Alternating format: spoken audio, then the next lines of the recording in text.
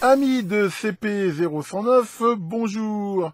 Dans le 4e épisode, je vous avais montré que ça commençait à prendre forme au niveau de la face avant et tout ça. Je vous avais montré le schéma de l'alimentation et aujourd'hui, je l'ai monté cette alimentation. On va regarder un petit peu à quoi ça ressemble. Et surtout, je vais en profiter pour faire quelques mesures dessus. Vous êtes assez nombreux à avoir acheté un petit peu sur mes conseils parfois le SDS 1202X-E de Siglent, qui est pour moi toujours un des oscilloscopes qui a le meilleur rapport, on va dire, qualité-prix dans cette gamme. Et vous êtes aussi souvent assez nombreux à me demander d'en montrer des exemples d'utilisation.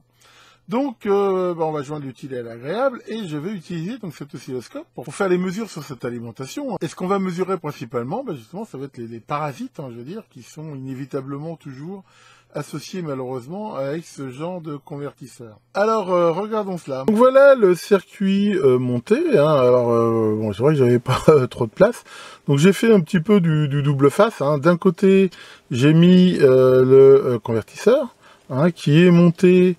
Voilà, sur ces fameuses petites douilles là qu'on peut voir, dont je vous avais déjà parlé, ce qui permet de le remplacer assez facilement en cas de problème. Donc ces douilles, pour info, je les ai enserrées à force, en perçant à un diamètre légèrement inférieur avec une petite presse, ce qui permet d'avoir une très bonne tenue mécanique.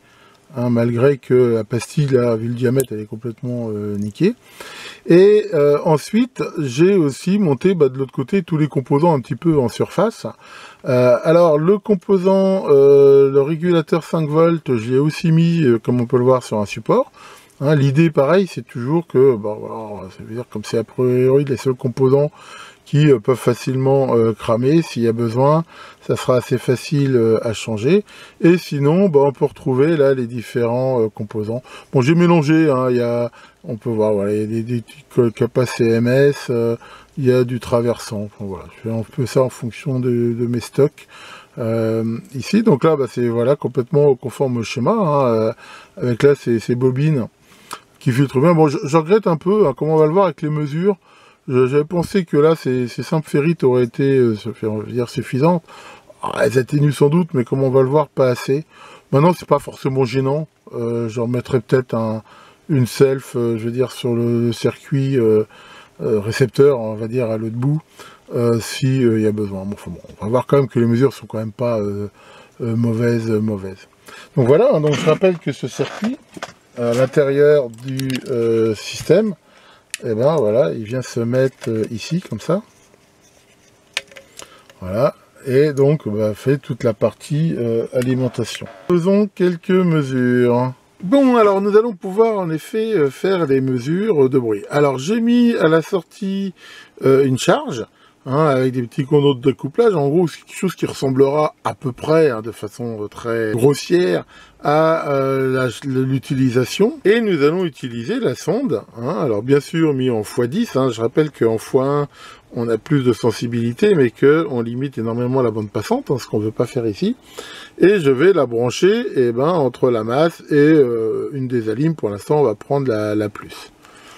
Donc, voilà. Alors, je fais quand même attention parce que les résistances vont bien sûr chauffer un petit peu.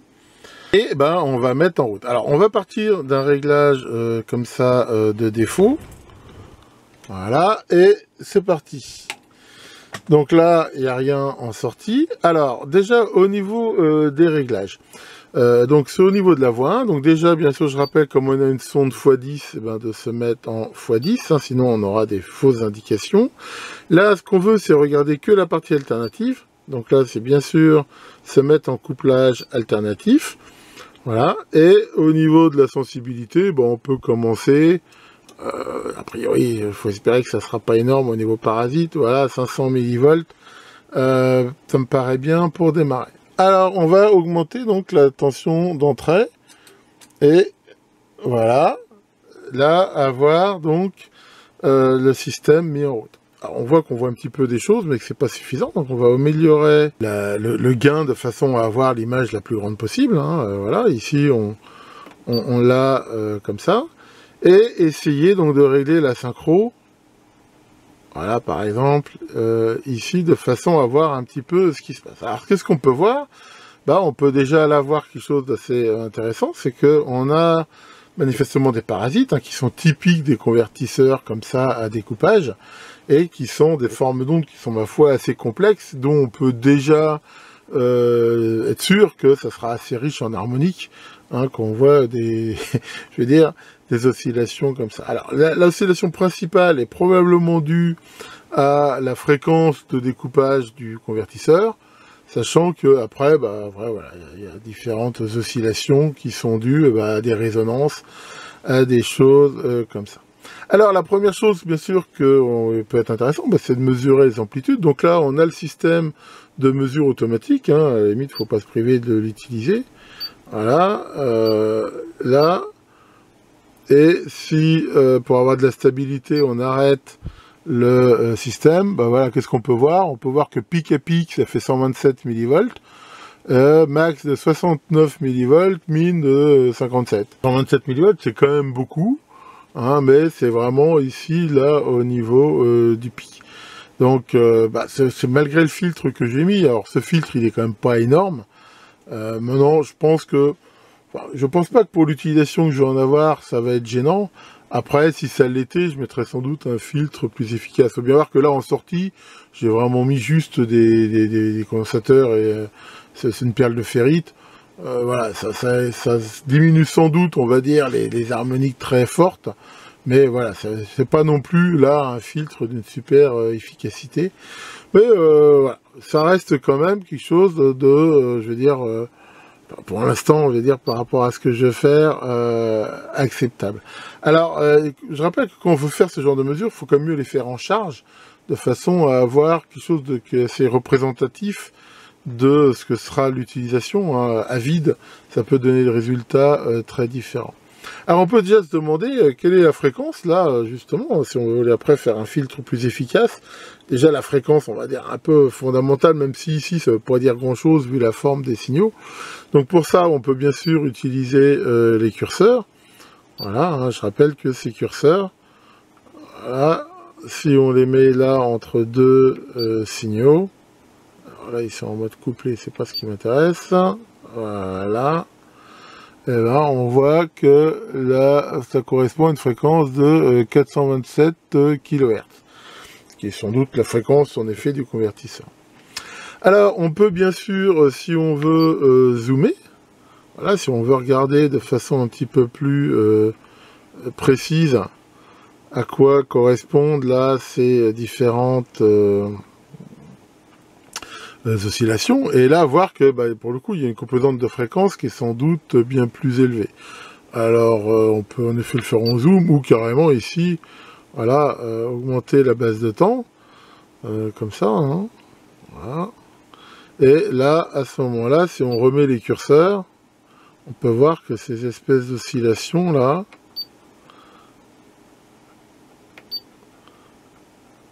voilà, elles ont une fréquence beaucoup plus élevée, de l'ordre de presque 30 MHz. Voilà déjà le genre de mesure qu'on peut faire de façon très très simple. Alors là, on va aussi pouvoir regarder autre chose de très sympathique, justement, c'est quand on regarde dans ce qu'on appelle le time domain, dans le domaine temporel, comme ça, qu'un oscilloscope, ça donne pas justement vraiment une idée des différentes perturbations au niveau fréquence. Et là, c'est typiquement quelque chose où on aurait intérêt à utiliser ce qu'on appelle un analyseur de spectre, j'en ai déjà parlé.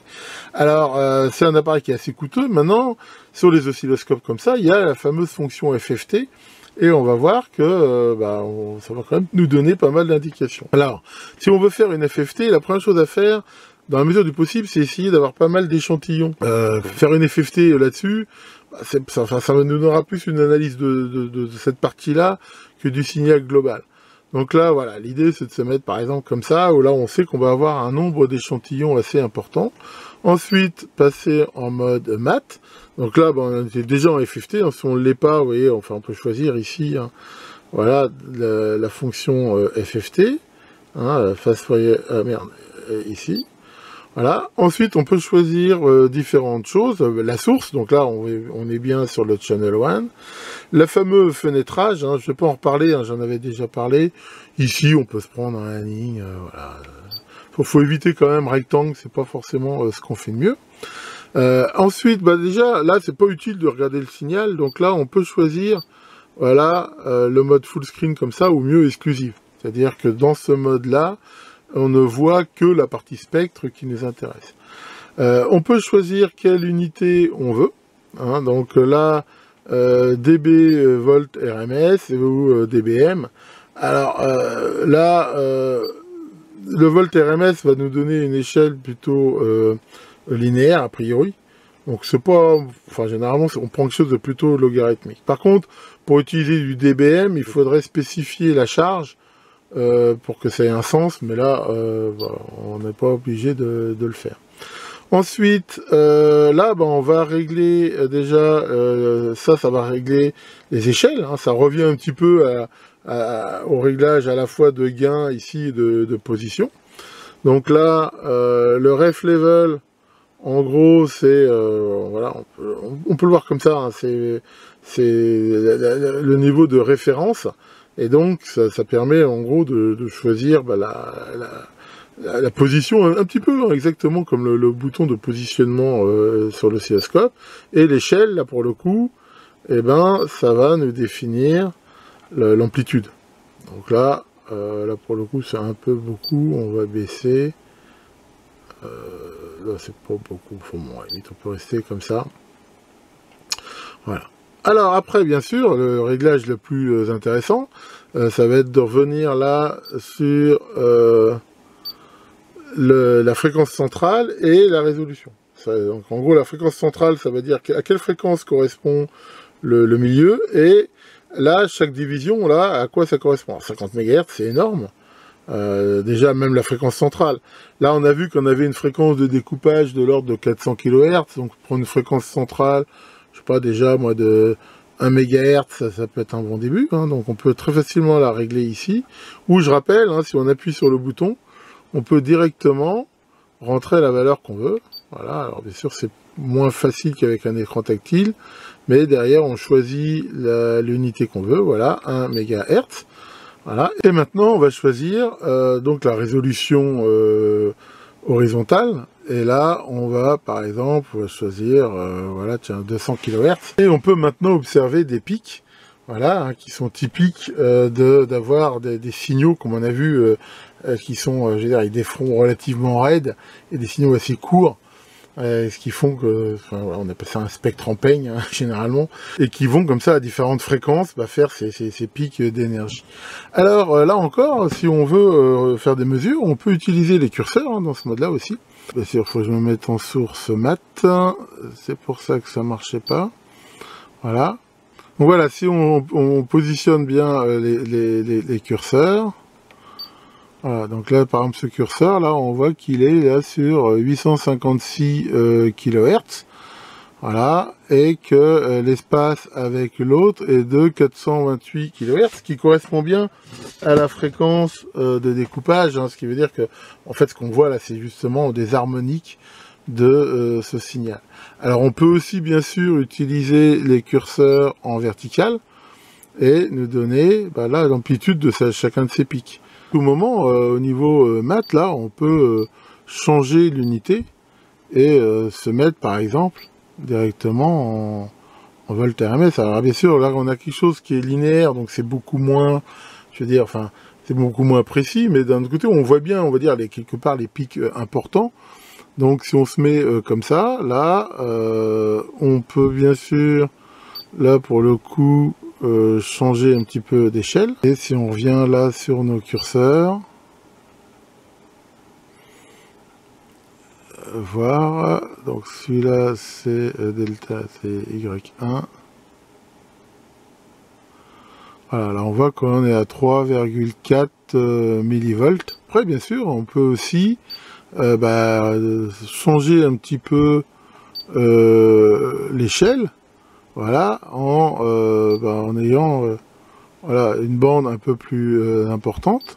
Voilà, on peut aussi changer la fréquence. Donc là, dans ce mode-là, ce qui est intéressant, justement, c'est de voir quels sont vraiment les pics importants. Vu que là, on est en linéaire, on voit que ça se limite, en gros, à cette portion-là, qu'après, il n'y a pas grand-chose. Donc là, pour le coup, on peut se rétendre un petit peu. C'est pas toujours évident de bien trouver le réglage entre les deux. Mais voilà, on peut ici voir, voilà, qu'en gros, il y a deux zones relativement très importantes, on va dire, au niveau parasite. Il y a cette première zone-là, hein, qu'on peut revoir là, avec les curseurs en X. Voilà. C'est-à-dire là, c'est bien sûr c'est X2 que je change. On a cette première zone, si on choisit le curseur, voilà, X1 ici et X2 là. Voilà, on a en gros cette première zone là qui va de quasiment 0 jusqu'à 3,2 MHz, qui est assez importante. Et on voit très bien après cette seconde zone, qui en gros vient ici. Bien sûr, on passe toujours dans les curseurs dans le mode qu'on veut pas. Voilà, on va dire qui ici est relativement importante, qui en gros va de 24 MHz à 33 MHz. Si vous regardez bien, on refait bien le lien entre ce qu'on avait regardé dans le mode temporel. Hein, rappelez-vous, hein, si on revient ici au niveau de l'affichage dans le mode ici, voilà, hein, rappelez-vous ce qu'on avait. On avait bien ici cette fréquence de répétition là de 400 et quelques kHz, qui en gros correspond à cette partie-là du spectre, et après ces oscillations là très rapides, qui en gros correspondent à cette partie-là ici du spectre. Donc on retrouve bien, je vais dire, ces deux notions. Et c'est vraiment deux vues intéressantes. Mais là, ça veut dire que si on voulait améliorer les choses, on pourrait faire un filtre passe-bas avec une fréquence de coupure de l'ordre de 500 kHz, qui éliminerait ici toutes ces parties-là. Mais là, on voit que cette partie à 30 et quelques MHz, elle est presque plus importante que celle-ci. Ça pourrait être éventuellement gênant, même si ici, dans mon application, je pense pas que ça le soit particulièrement. Donc voilà ce qu'on peut éventuellement voir. Alors, ce qui peut aussi, bien sûr, être intéressant, c'est de regarder qu'est-ce qu'il y a, par le coup, à l'entrée. Je rappelle que ces convertisseurs-là, généralement, ils bavent autant à l'entrée qu'à la sortie. Donc là, je vais me mettre sur l'alimentation. Là, on peut voir qu'il y a un certain niveau, mais qu'il est complètement différent. On ne retrouve pas tellement cette composante HF qu'on avait ici. Ici, on retrouve bien quand même, ce qui est normal, à la même fréquence, ces pics, mais avec ici un niveau qui est quand même plus faible. C'est aussi dû bien sûr aussi qu'en entrée, comme on peut le voir, j'ai fait un filtre de meilleure qualité, qui ma foi est plutôt une bonne chose. Donc voilà pour cette vidéo, un petit peu longue, j'en conviens, mais enfin voilà. Je pense que ça pourra en avoir intéressé certains. Il est évident par contre qu'on peut aussi bien sûr faire ces mesures avec je veux dire, quasiment la totalité des oscilloscopes. Le principe restera généralement le même, même si les contrôles changent un tout petit peu. Tiens, Maurice, ça va Maurice? Tu voudrais savoir si c'est possible de voir Hulk? Ouais, je vais te donner une astuce. Tu vas voir Pincette et tu lui dis qu'elle a un gros cul. Ça devrait être assez ressemblant. Bon, allez, là-dessus, je vais continuer justement à y travailler. J'essaie de pas trop me disperser quand même. Et donc, je vais continuer et attaquer, je veux dire, justement, le montage de l'électronique. Et on continuera bien sûr cette série où je vous présenterai voilà, la suite des schémas et de la réalisation de cette alimentation. D'ici là, que le grand selfie continue vos parasites et à très bientôt pour de nouvelles vidéos.